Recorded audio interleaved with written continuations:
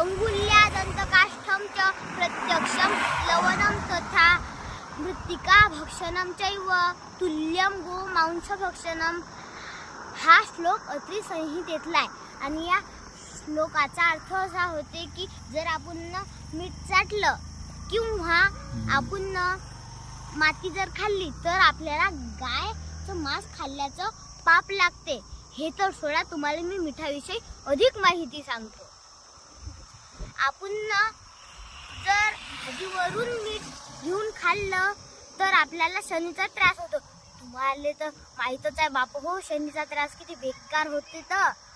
आणि मी आशा करतो की तुम्हाला या श्लोकाचा अर्थ समजला असेल आणि तुम्ही या श्लोकाच्या अर्थाप्रमाणे वागसाल.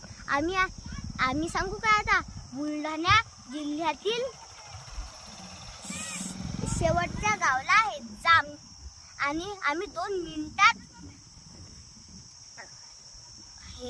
जालना जिल्ह्यात प्रवेश करू. जय श्रीराम.